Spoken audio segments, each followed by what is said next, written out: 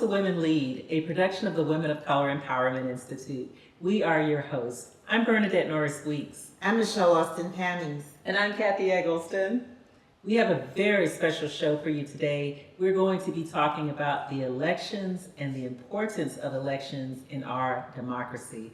Now we have a guest, and she is none other than Mary Hall. She is the Chief Deputy Supervisor of Elections for the Supervisors of Elections Office in Broward County, and we can't wait to speak with her. But before we do that, ladies, this is just an important time for participating in our elections. You all agree? Absolutely. This is a show that we really need to do because it is evergreen. It is the centerpiece of our democracy.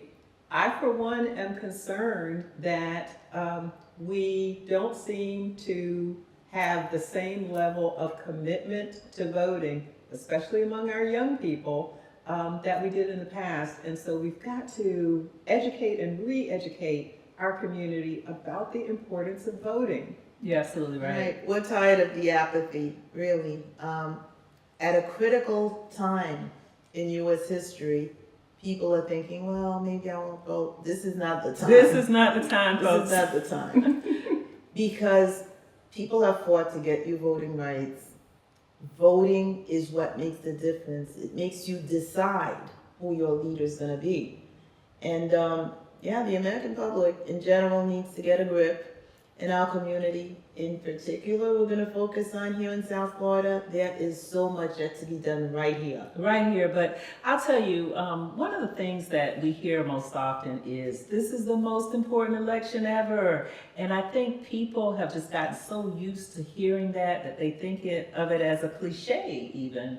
And they're not as engaged, or they almost feel like that bell has rung so many times, and you're screaming fire, and maybe it's not real. But we're here to tell you that this is the most important election ever. The election coming up next is always the most important election ever. Right, you should always be voting. Exactly. In other words, it's not something you should consider to be optional. It's something that you can do, and there's so many different ways to do it too now. There's early voting. Vote by mail. So many different ways, but as someone who votes all the time, we have to constantly re-educate ourselves because there are so many changes. That's right. On the horizon. And intentional changes that are happening throughout this country in a way to really prevent people from voting, to make voting more difficult. And we have to guard against that, make sure that we are election ready for every election because it's so important. All right, so the issue is you have to vote. It sounds simple, but you have to know how to vote. You have to be prepared for the voting, meaning you can't vote if you didn't register, for example. You moved and you didn't register. Now you have an issue. Your name changed.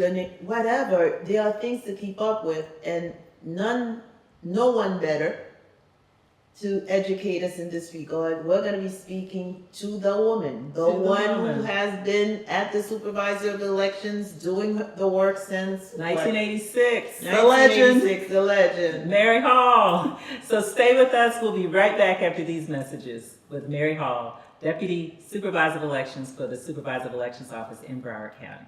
At the Women of Color Empowerment Institute, our mission is to enhance and expand leadership by women of color. We do this in a variety of different ways, including but not limited to providing mentorship opportunities for young professionals where we assist in helping to create paths to leadership. We empower women to develop capacities for social change. We produce programs that promote heritage awareness, and we provide training opportunities for business and government. Our institute holds seminars focused on professional success techniques, and we host many other events such as our popular Advocates for Change and Leaders Connect. The Women of Color Empowerment Institute publishes a magazine called Women Lead. Our signature event is the Women of Color Empowerment Conference, a yearly conference where hundreds of leaders gather from all across the United States and beyond. To learn more about membership and how you can support our programs or be a sponsor of the Women Lead TV, visit us at nationalwomenofcolor.com. Again, that's nationalwomenofcolor.com. The law office of Austin Pammies Norris Weeks Powell is a full-service law firm practicing in the area of governmental law, including the representation of municipalities, civil litigation, personal injury, real estate, and corporate transactional matters. With over 100 years of collective experience, our attorneys are admitted to practice before state courts, federal courts, and the United States Supreme Court. We are conveniently located in downtown Fort Lauderdale and can be reached at 954-768-9770. Or for more information about the law firm of Austin, Pammies, Norris, Weeks, Powell, visit our website at apnwlaw.com.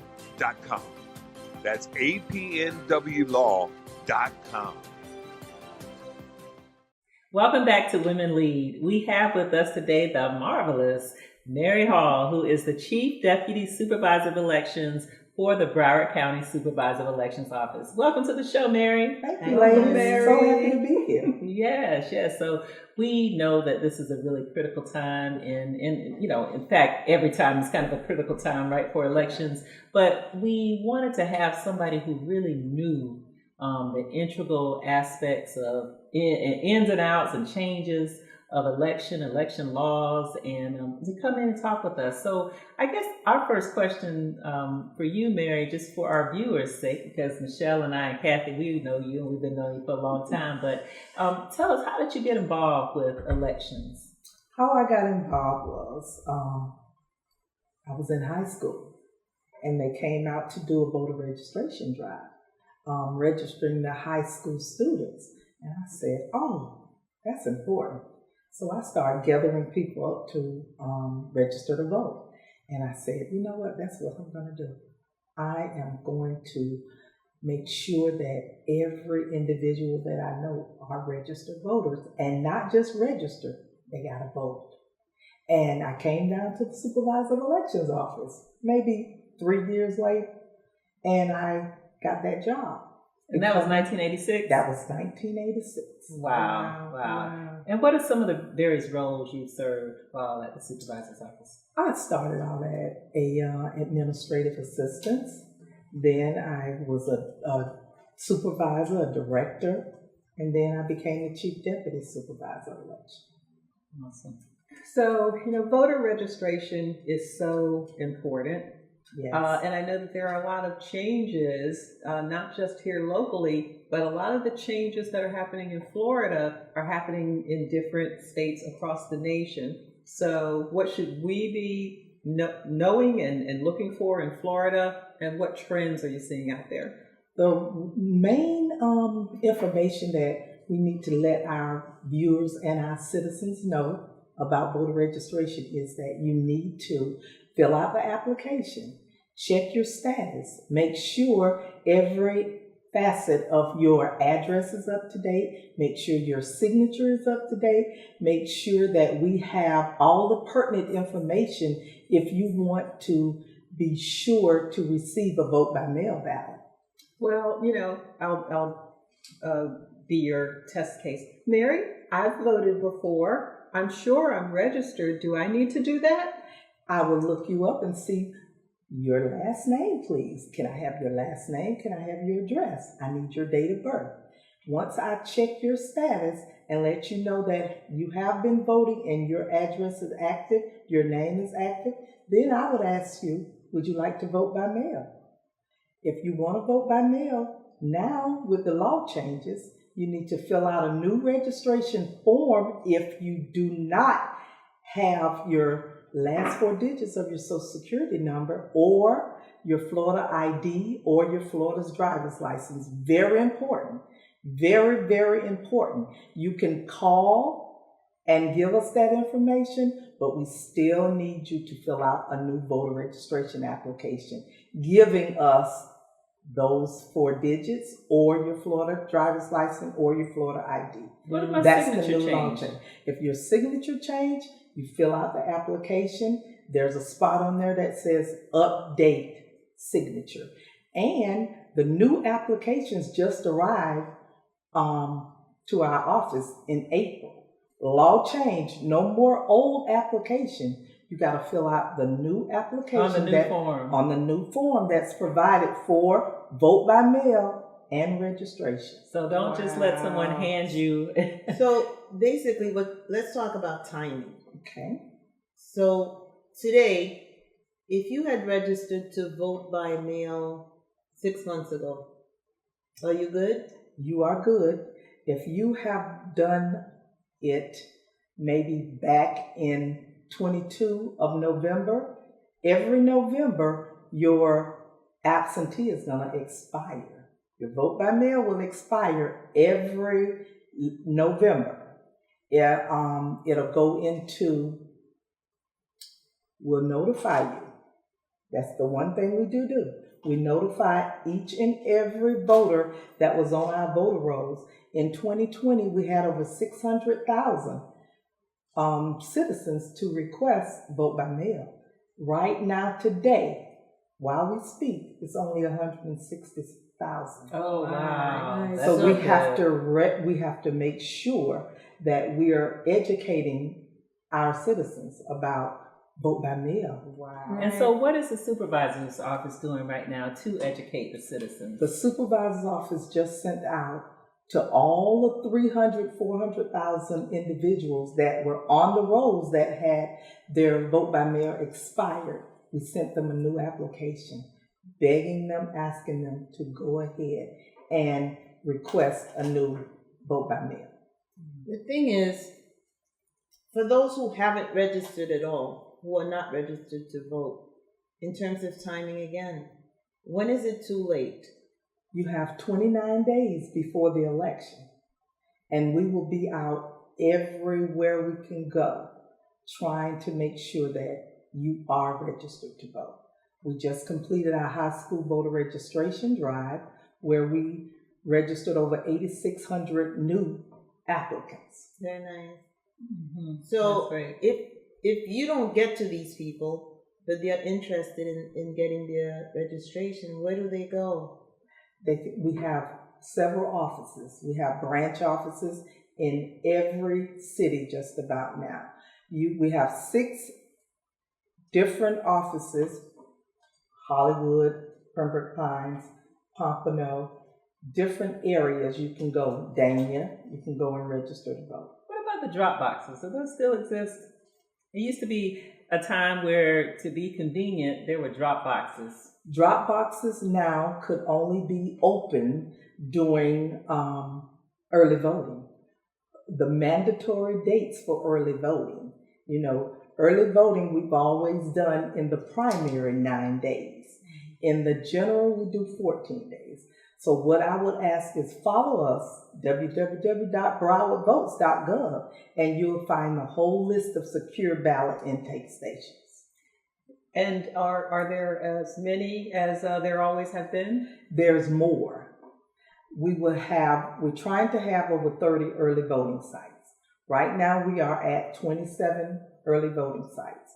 So we're trying to go to 30 and make sure that every individual have the right to go to a early voting site, election day, or vote by mail. Sounds like you all are doing a little bit more than some of the other Exactly. counties in terms of trying to make sure that you have robust operations in place for encouraging citizens to vote.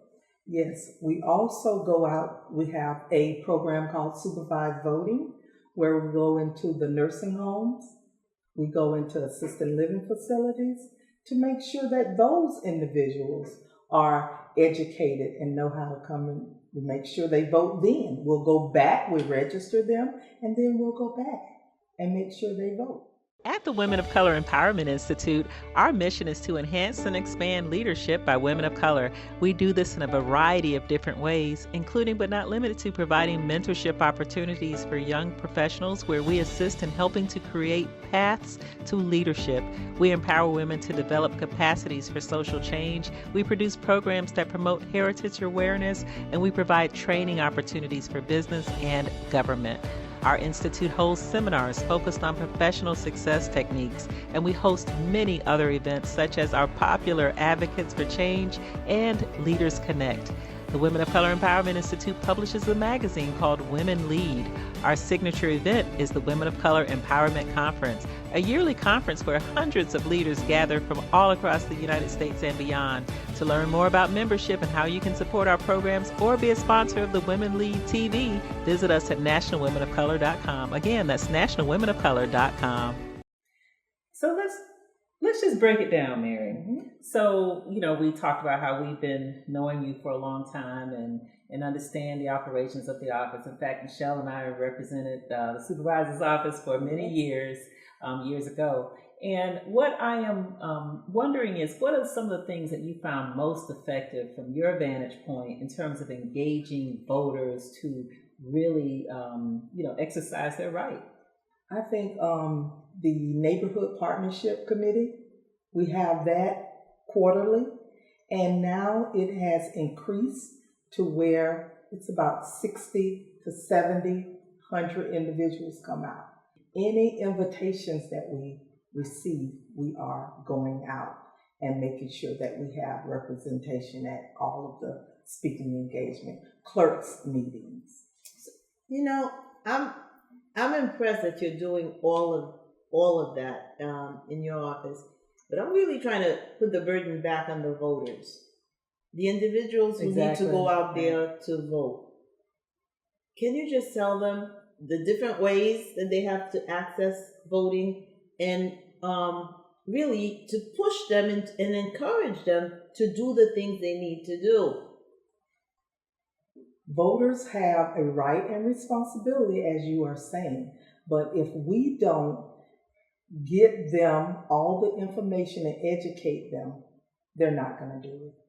So that's why we have all these different organizations that come in, and we are asking them to be our partners, to go out and give this information to any individual or any organization that don't have it. We are your partners, so we're asking. What does it take? Right here. What it takes all of us together to educate each and every 1.1 million voters that we have in Broward County. Well, I've talked to some of my friends who, some of them are a part of organizations that have done voter registration drives in the past, that are interested in helping people to register and promoting voting. And there have been some changes and conversations around what you can do, what organizations can do, community organizations, with regard to registration. What are some of the things that we need to know? What you need to know is now third-party voter registration. What you need to do is make sure you are a registered organization in Tallahassee. There's documents when you come in to bring those registration forms that you collected. You have to sign documents now, turn them in, and every person gets a copy of that document. You have to make sure you give a receipt to the voter that has filled out an application. And so if you are an individual who wants to help register voters, do you have to pre-register? Yes. You need to pre-register with the state. And if you're an organization and you want to help register voters? Same information. You need to pre-register with the state of Florida. And there's a number that you will be given. And every time you fill out an application, you put that number there. So there's, I think, a lot of misconceptions about what you can still do with vote-by-mail ballots. Mm-hmm. And so I'm wondering, if I'm Miss Mary down the street and I'm walking down my street and I'm collecting all of the absentee ballots, or formerly absentee ballots, now vote by mail, and I'm going to deliver them to the supervisor's office, aren't there some restrictions on doing that? Well, there are restrictions where the law says that you can only drop off your immediate family ballot and 2 other individuals. So, Miss Mary, don't do it if don't it's more than 2 in your immediate family. Don't right? do it. Don't do it, because those ballots won't count, right? Not that they won't count. It's that we have to turn them in and let the Election Security Crime Division know that this individual has been turning in ballots. Right. See, so those are some of the tricky things that have been happening that not only other states, but also in our states to make voting more difficult. And I'm not asking you to weigh in on that, but but it's happening. But bottom line is that it's become harder for individuals to assist someone in registration, to assist a voter that can't leave their home, to bring the vote by mail ballot in for them. So it's just become more burdensome, meaning it requires more planning. If you're going to vote, you have to plan. Correct. I would just encourage all of our voters to make sure you update your status. Make sure that your vote by mail application is in. Check everything on that application. Make sure you're giving us your unique identifiers, which will be either your Social Security, the last 4 digits, or your Florida driver's license, or your Florida ID. You must have a valid Florida ID in order to vote.